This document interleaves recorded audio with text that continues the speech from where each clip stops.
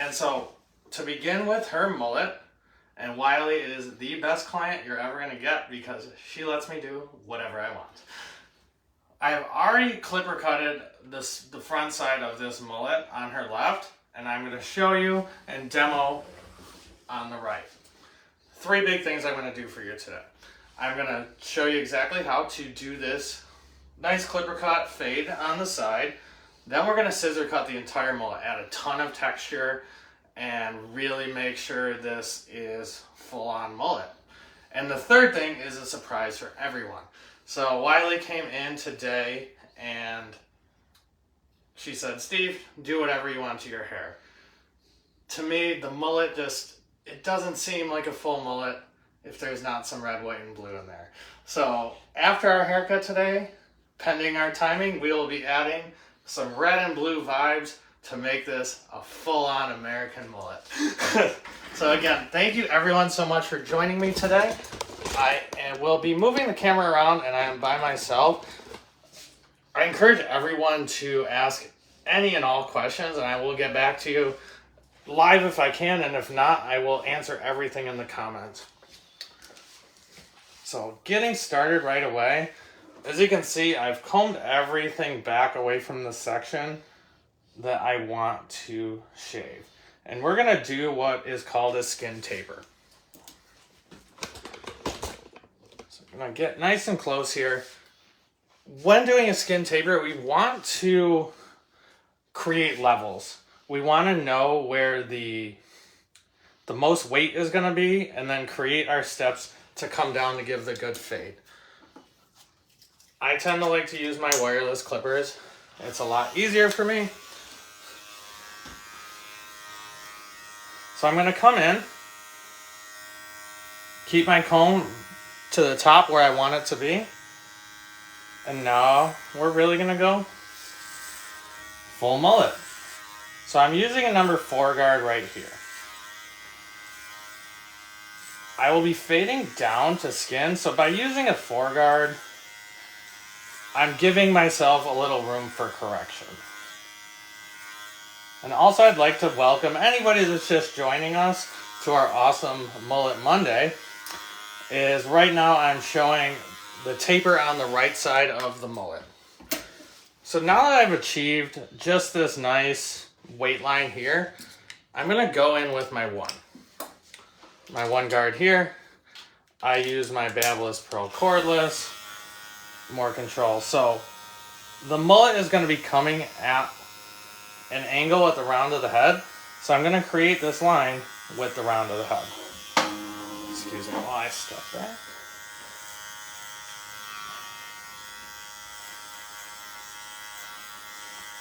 Also, I would love to hear where everyone's watching from, what you're doing on this fine Monday, if you have any clients that is exciting enough to let you do such a bold hairstyle.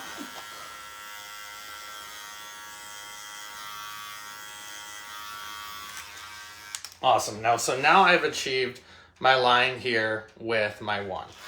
And like I said, we're going to be creating steps to make a seamless blend. I like to tell people there's so many different ways to approach a clipper cut or a fade or anything like that. This is the easiest way that I have found personally to get a blend. So now we've created the 1.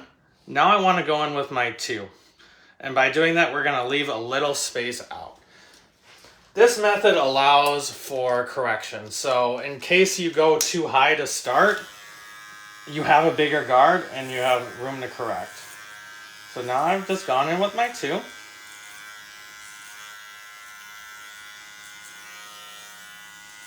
I'm coming in with the 2, if everyone can see here. So now, here's my 4, this is my 1, and this is my 2. I've now created that line that's going to just be nice and easy to blend out. Going to come back now with my 1 guard. But clip your lever up, the 1 guard open. Oh, watching from Montana, thank you, welcome. Now my 1 guard open, gonna just come softly, scoop out, and blend the line. Notice I'm not pressing too hard. You don't want to hurt your client at all.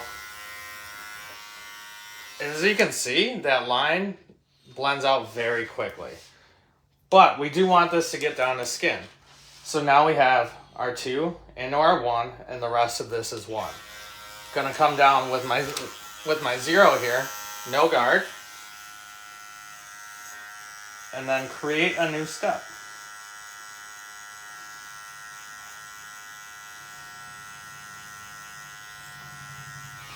And by creating that new step, now that is what's gonna blend it down to the skin.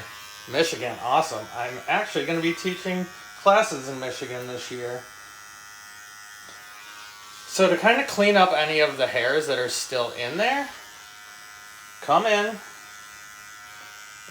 just with the 1, pull the skin a little tight, and that's going to clean up. It's not going to completely blend out the line. To blend out the line, we want to come in with no guard, but flip your lever up, no guard open. And coming in softly, no guard open, that's starting to blend out that line. I do want to make it clear for everyone here today too, it's very possible on video you may see a line. Lighting is everything when it comes to hair color or blending lines, everything. So a great tip to learn is really use your hand to block the light and just create that shadow. So I can see a little bit of a line still in there, and that's where I'm going to go recorrect with my 1. So by, again, what I talked about earlier, creating these steps, it allows room for correction. The beauty of this too is it's a mullet. It's a mullet, it's very interpretive, and you can customize it any way you want. We did have a nice consultation before, but really the whole gist of the consultation is, Steve, just do whatever you want, which is my favorite type of client. Now I'm going in with my trimmers because we want this truly down to skin. A 0 is not truly going to get me down to skin. So by coming in with my... So now that I've come in with my 0, or with my trimmers, I've created that new line.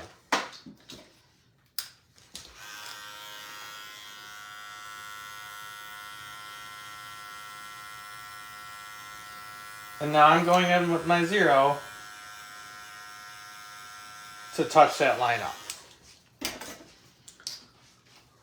So I want to welcome in everyone that is just joining us on our awesome Mullet Monday today. We have now done our first part of creating our awesome mullet. I have done our nice little skin taper, leaving a nice shelf for some good shadowing.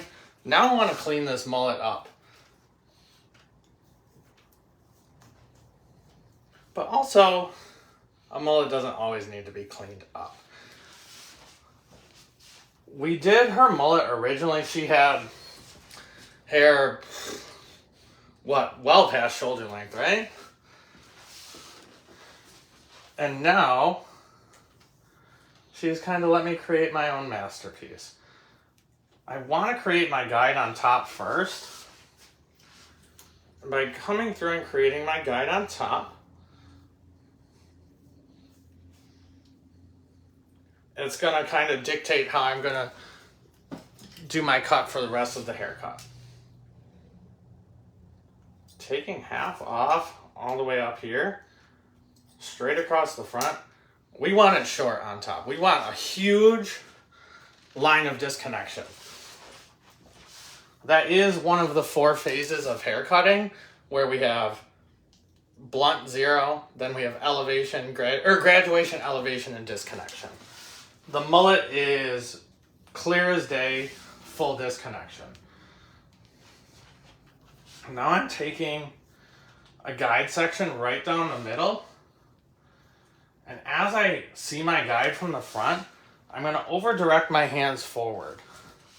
And by over-directing my hands forward, I'm allowing that guide to remain just a little bit longer as it travels to the back.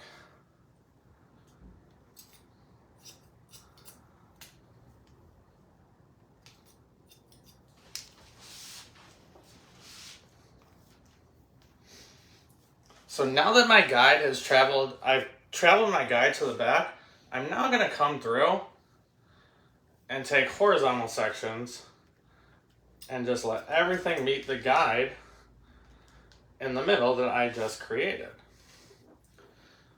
Again, if anyone has any questions at all, I will be more than happy to either answer them now or reach back out in the comments after this. Also, I did take befores, and I will be posting all the before and afters in the comment section after my live today.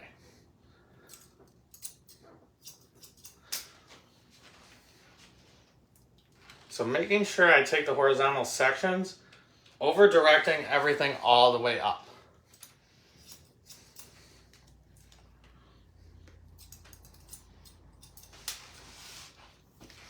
Another horizontal section. And I have not even addressed the back yet, because it's, to be honest, when it comes to the back, I want to leave a lot of length. I want to leave a lot of this disconnection to make the mullet exactly what Wiley and I envision it to be. And with her, it's usually the more extreme, the better.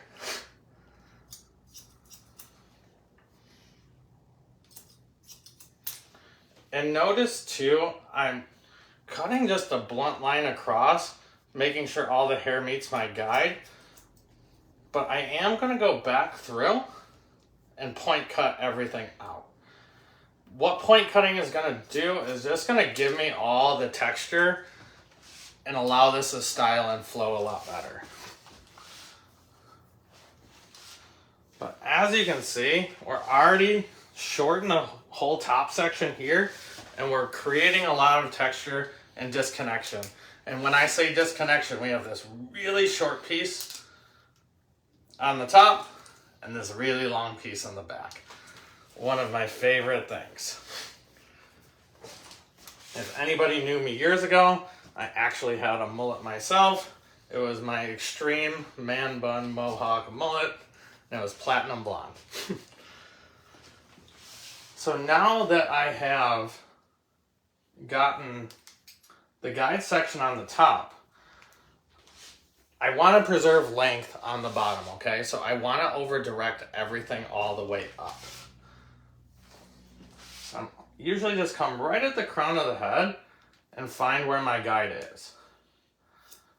So I'm going to horizontally take this section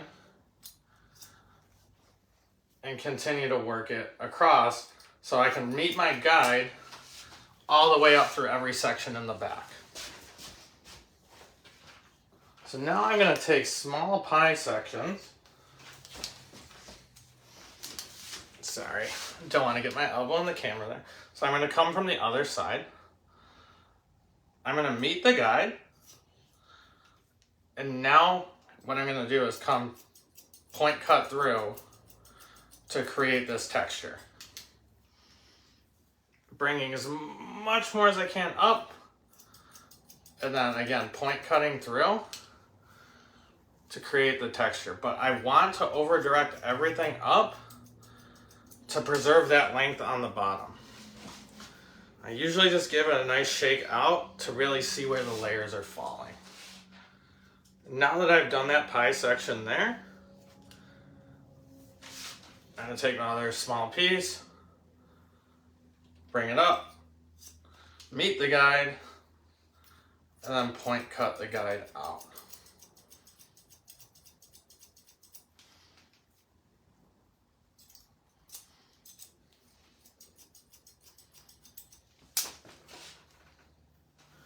Want to make sure all the hair is coming all the way up. And now that we're a little more halfway through the live here today, I just want to welcome anybody that's just joining us, because today is Mullet Monday, and we are doing probably the most extreme fun mullet that's ever sat in my chair. always make sure you get a Wiley in your chair. It really helps with your creativity and just helps with your passion behind the chair. As I stated earlier, I want to make sure if you have any questions, I'm more than happy to answer them for you. Just leave them in the comments and I'll get back to you immediately now or right after the live.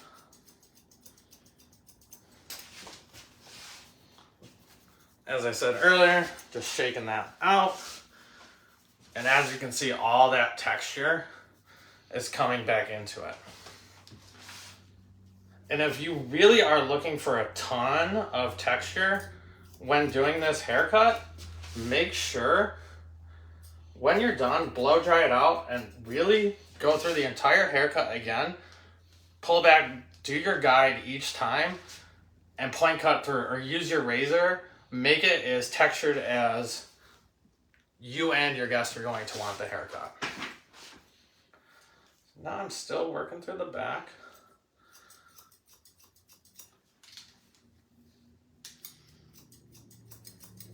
So I've had people from Michigan and Ontario. People are joining from all over today. So I hope everyone is having a great Monday and a great start to their week.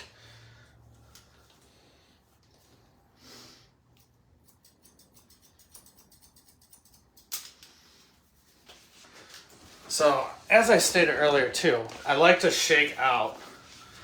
As you can see here, really when I'm shaking everything out, you really see where all that texture and layering and what the texture and layering is achieving. So I'm gonna come through here, take one more pie section, get this out of the way. Also, these highlights were done probably an hour ago. Again, she came in, gave me the curveball of, hey, why don't we do some fun color today? And that's just where my brain got creative.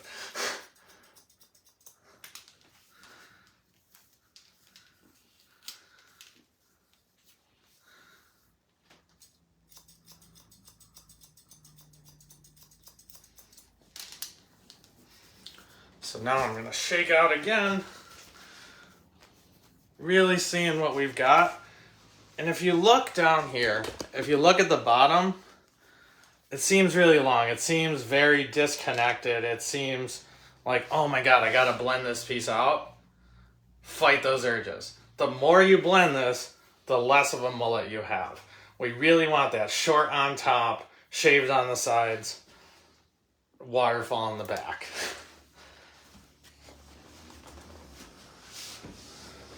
So real quick, I'm going to just come through and check the top.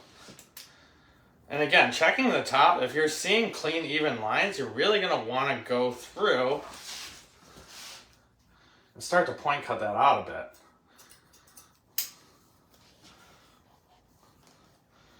But as you can see too, the top is already dry here.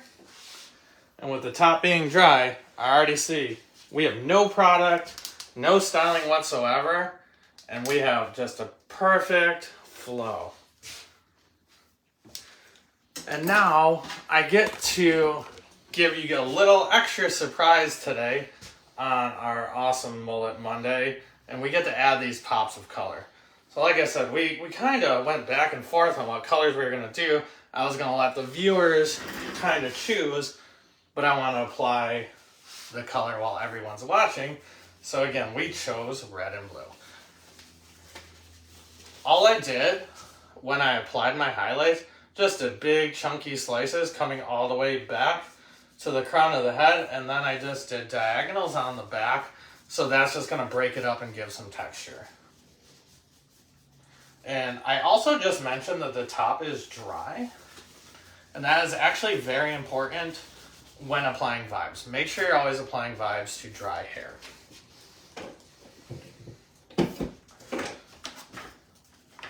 Real quick, I'm just going to switch my carts. I'm done with clippers. Again, any questions, feel free to ask.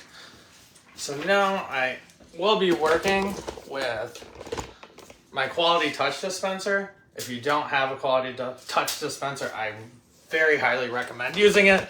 it is the personal assistant and it makes life so much easier. So I'm gonna actually have her look down just a little bit.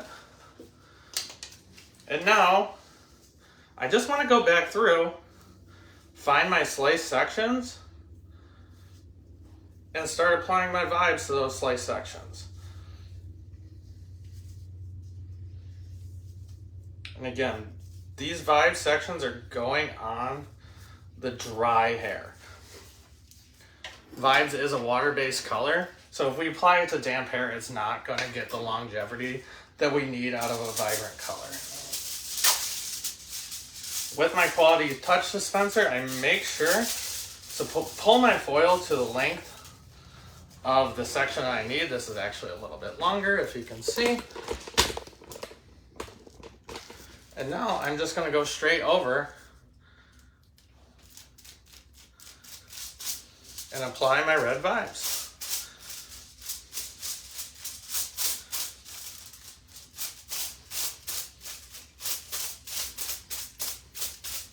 This is just a very simple, fun, and easy application, and just giving a little razzle-dazzle to what we're doing here today.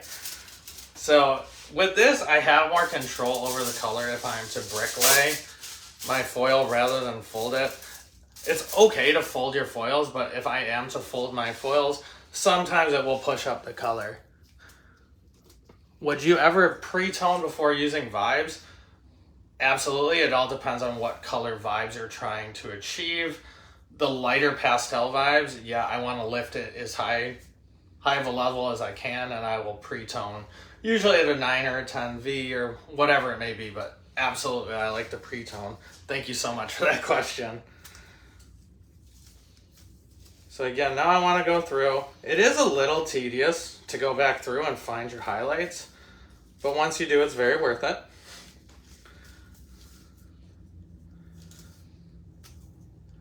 Coming through here, and now I can see my big slice of blonde. Get this section out of the way. And now I'm going to come through with my blue vibes.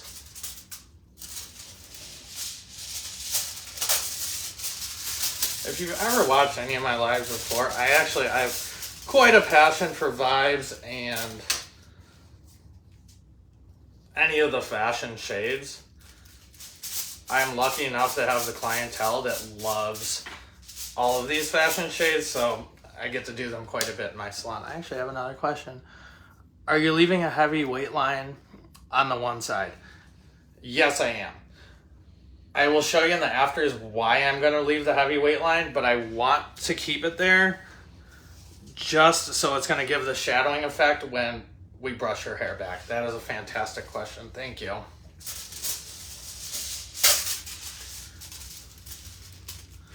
And also don't mind me if I squint when I read my phone. I wear glasses and I'm not wearing them right now because of the glare.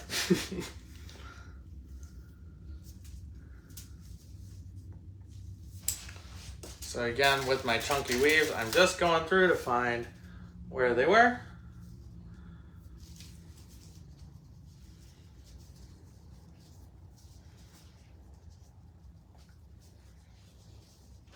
And now I'm just going back through the red. The pattern I've decided is just alternating red and blue.